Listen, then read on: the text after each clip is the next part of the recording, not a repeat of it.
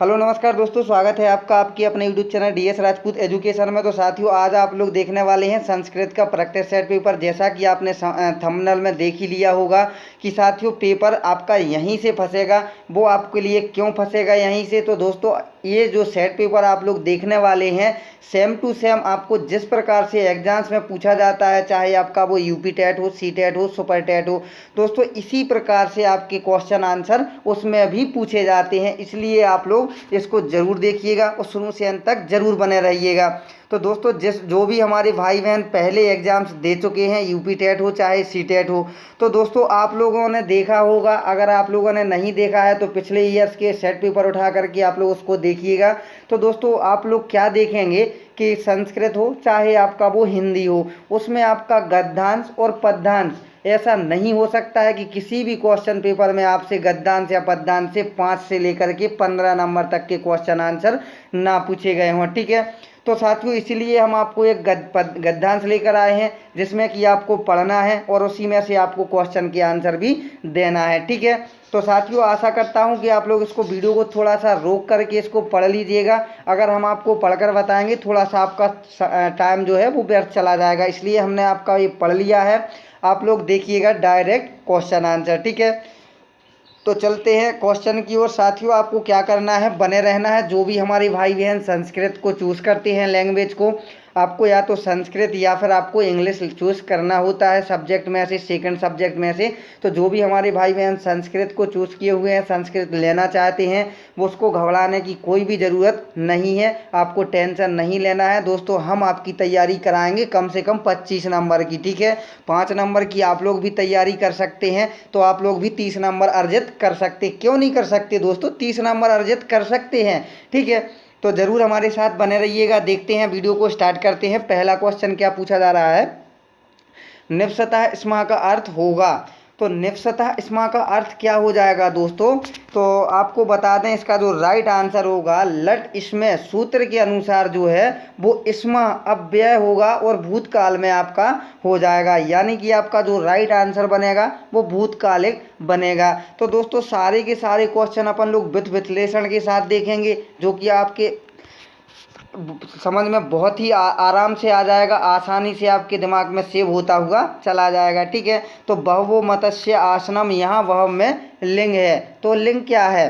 स्त्रीलिंग है, पुल्लिंग है, नपुंसक लिंग है, या फिर आपका ये तीनों है। तो शास्त्रियों स्त्रीलिंग के बहव नपुंसक लिंग में बहुनी बनेगा, इसलिए इसका जो राइट आंसर होगा वो आपका पुल्लिंग हो जाएगा। ठीक है, नेक्स्ट क्वेश्चन, धीव्रोक्तम का संधि विच्छेद होगा। तो धीव्रोक्तम का संधि विच्छेद क्या होगा? संधि हमने आपको पढ़ा दिया है। अगर साथियों आपको इसमें पूछा जाए कि इसमें कौन सी संधि है, तो वो भी आपको देख लेना है। ठीक है, तो धीव्रोक्तम का जो संधि विच्छेद बनेगा आपका, वो बनेगा धीवर प्लस उक्तम, यानी धीव्रोक्तम। अगर आपसे इसमें पूछ लिया जाए कि इसमें कौन सी संधि होगी, तो इसमें आपकी जो संधि होगी वो आपकी गुण संधि हो जाएगी। कौन सी संधि हो जाएगी? गुण संधि आपकी हो जाएगी। ठीक है, भेद व्यम का प्रकृति और प्रत्यय है। तो भेद व्यम का जो प्रकृति और प्रत्यय होगा, तो भेद व्यम में जो प्रकृति होगी दोस्तों वो क्या हो जाएगी? भी प्रकृति होगी, और जो प्रत्यय होगा वो आपका तव्यत प्रत्यय हो जाएगा, यानी कि पहला ही ऑप्शन आपका राइट आंसर हो जाएगा।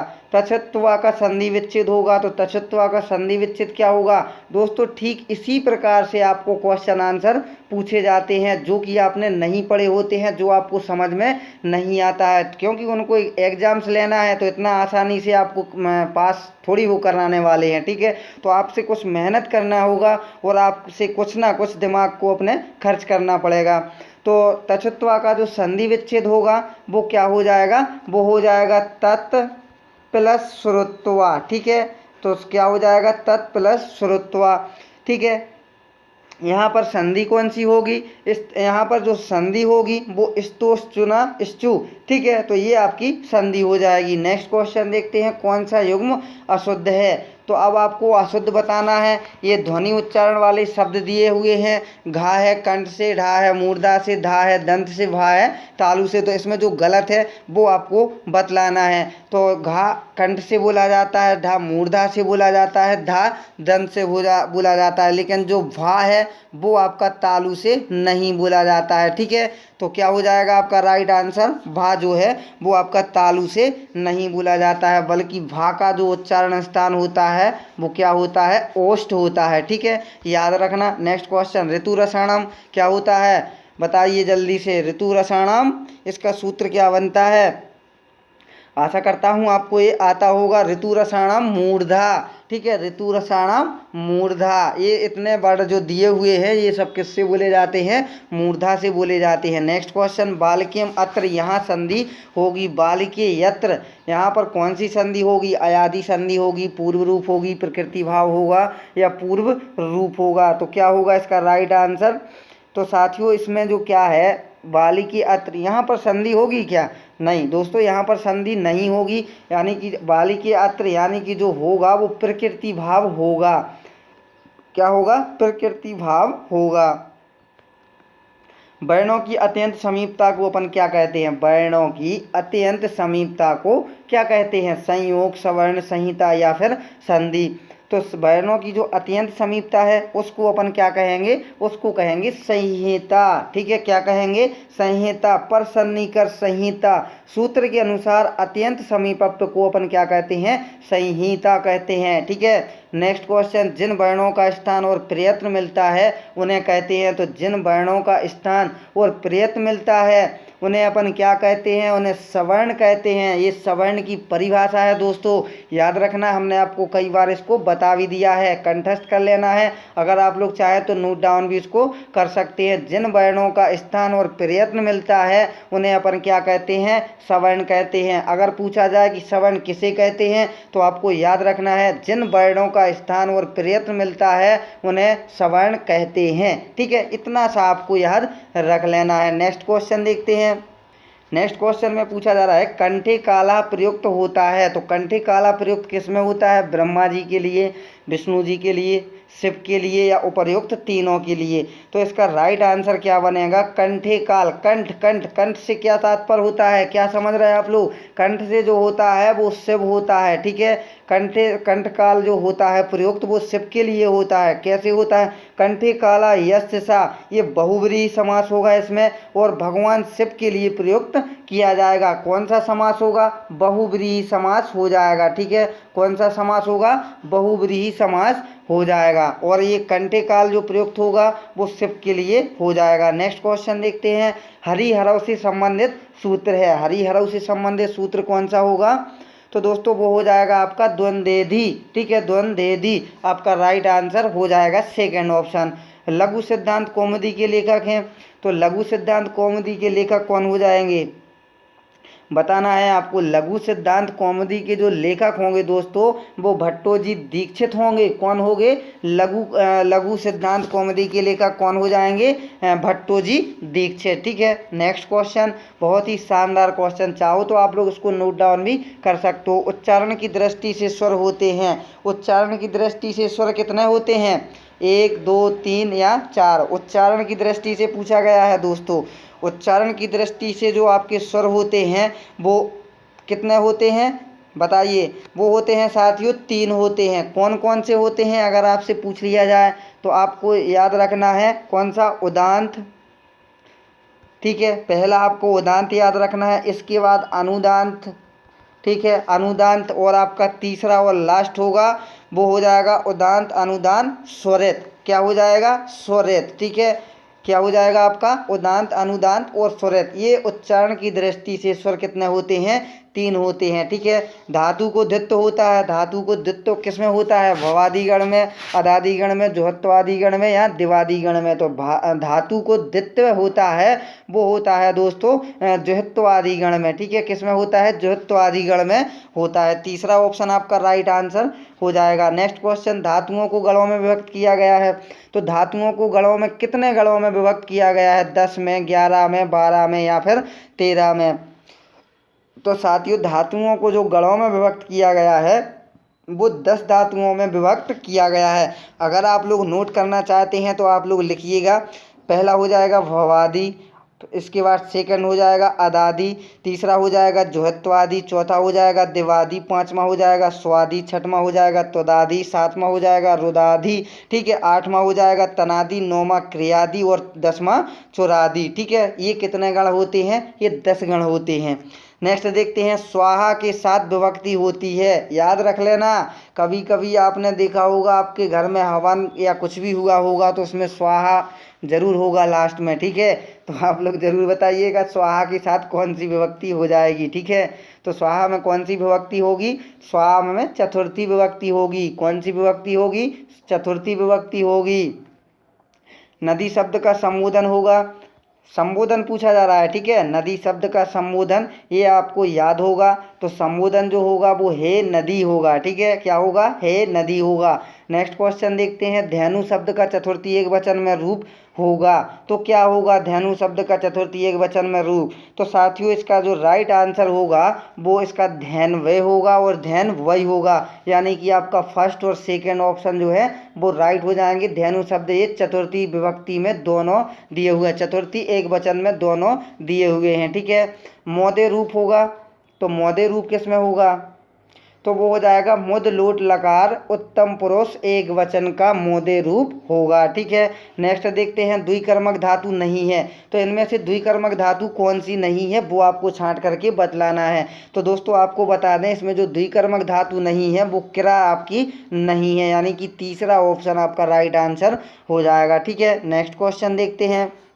नेक्स्ट क्वेश्चन में पूछा जा रहा है पयोधी पर्यायवाची है, तो पयोधी पर्यायवाची किसका होता है? बादल का, समुद्र का, पर्वत का या इन तीनों का? तो क्या होगा राइट आंसर? पयोधी होता है जो आपका पर्यायवाची वो समुद्र का होता है। किसका होता है? समुद्र का होता है, याद रखना। नेक्स्ट क्वेश्चन देखते हैं, अहम वेदम पठितवान का कर्मवाच्य रूप क्या बनेगा? कर्मवाच्य रूप आपको बताना है अहम वेदम पठितवान का। ठीक है, तो क्या बतलाओगे आप लोग, क्या राइट आंसर दोगे? तो अगर आपने सेकंड ऑप्शन को टिक किया है मया वेदम पठिता, तो आपका बिल्कुल राइट आंसर हो जाएगा। ठीक है, सेकंड ऑप्शन आपका राइट आंसर हो जाएगा। नेक्स्ट क्वेश्चन देखते हैं, यज्ञ करते हुए यति के साथ तुम भी यज्ञ करो का संस्कृत अनुवाद होगा, तो क्या होगा? थोड़ा सा आप भी बताने की कोशिश करिएगा दोस्तों, आप लोग आंसर नहीं देते हैं। ठीक है, बताया करो आप लोग।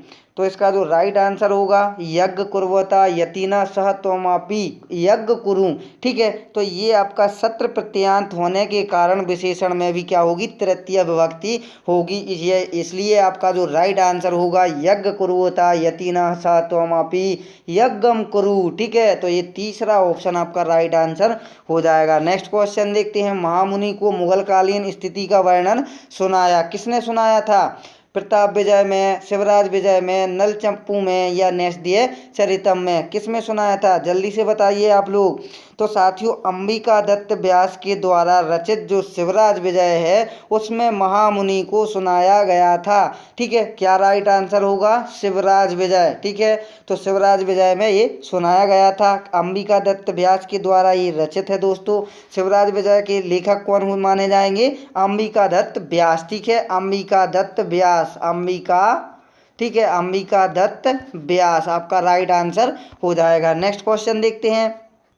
नेक्स्ट क्वेश्चन में क्या पूछा जा रहा है? उच्च प्राथमिक स्तर पर कथा रचना के लिए उपयोगी सामग्री होगी, क्या होगी? श्यामपट्ट, चित्रकथाएं, फ्लैश कार्ड या ये सभी? तो उच्च प्राथमिक स्तर पर कथा रचना के लिए जो उपयोगी सामग्री होगी वो क्या होगी? चित्रकथाएं। क्या पूछा जा रहा है? कथा रचना के लिए। ठीक है, प्राथमिक अगर आपका कथा नहीं आता तब तो आपका सभी आ जाता, लेकिन कथा रचना के लिए चित्र जरूरी होना चाहिए। जैसे आप लोग इतिहास के बारे में, आजम के बारे में, बाबर के बारे में या कोई भी उनकी गुफाओं के बारे में, ठीक है, ये बताओगे आप लोग बच्चों के लिए, तो उसके लिए आपको चित्र संबंधी आपके लिए सामग्री होना अति महत्वपूर्ण होगा। ठीक है, इसलिए आपका सेकंड ऑप्शन राइट हो जाएगा।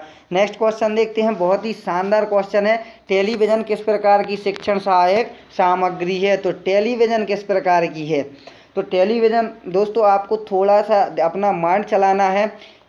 टेलीविज़न से आप लोग क्या कर सकते हैं? आप लोग चित्र को भी देख सकते हैं। ठीक है, चित्र को भी आप लोग देख सकते हैं।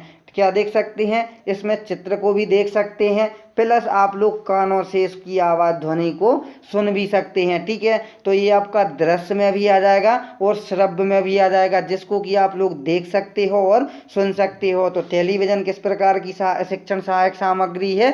श्रव्य द्रव्य दोनों की हो जाएगी। ठीक है, दृश्य और श्रव्य दोनों की। ठीक है, नेक्स्ट क्वेश्चन, निम्न में से मूल्यांकन करने की परिणामात्मक परीक्षा कौन सी है? परिणामात्मक परीक्षा कौन सी हो जाएगी? मौखिक परीक्षा, लिखित परीक्षा, प्रयोगात्मक परीक्षा या ये सभी? क्या होगा? तो मूल्यांकन करने की जो परिणामात्मक आपकी जो परीक्षा होगी, मौखिक परीक्षा, लिखित परीक्षा और प्रयोगात्मक परीक्षा, ये सभी परीक्षाएं आपकी हो जाएंगी। ठीक है, नेक्स्ट क्वेश्चन देखते हैं, सेकंड लास्ट क्वेश्चन, मौखिक रूप से बोलने के कौशल का विकास करने हेतु उपयुक्त तरीका कौन सा है? व्यक्तिगत पठन, सामूहिक पठन, अनुकरण पठन या ये सभी? तो क्या आंसर होगा? मौखिक रूप से बोलने के जो कौशल का विकास करने के लिए उपयुक्त तरीका होगा वो सभी होंगे दोस्तों।